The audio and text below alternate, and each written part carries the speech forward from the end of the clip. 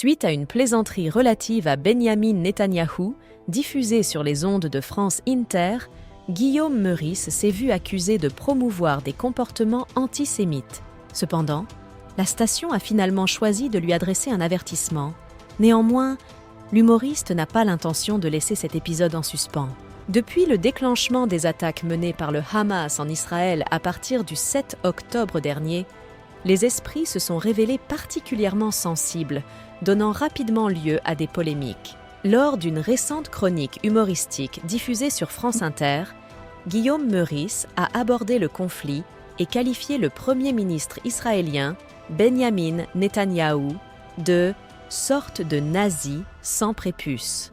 Cette remarque a suscité la colère de nombreux individus sur les réseaux sociaux, ainsi que de personnalités publiques, dont Auré Attika, qui s'est contenté d'exprimer son départ de France Inter en ces termes « Au revoir, France Inter ». Par la suite, Adèle Van Riet, directrice de France Inter, a émis un communiqué afin de réprimander l'humoriste.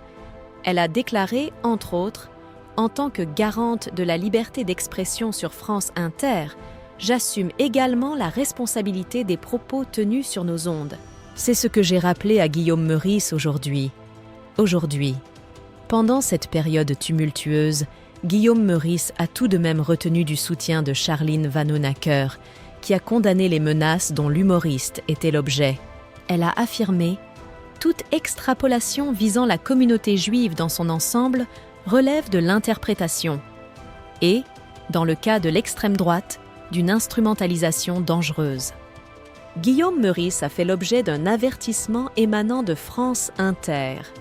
Malgré le fait que Guillaume Meurice ait décidé de ne pas formuler des excuses, préférant publier une caricature sans équivoque sur Instagram, France Inter a finalement rendu sa décision.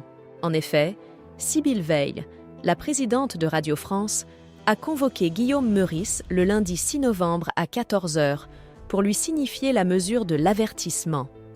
La réaction de cet humoriste âgé de 42 ans n'a pas tardé à se manifester. « Je conteste cette sanction, car je n'ai pas commis de faute et j'ai simplement exercé mon métier. Je considère cette mesure comme injuste. C'est pourquoi je porte cette affaire devant la justice », a-t-il déclaré au Monde. Cette affaire est loin d'être proche.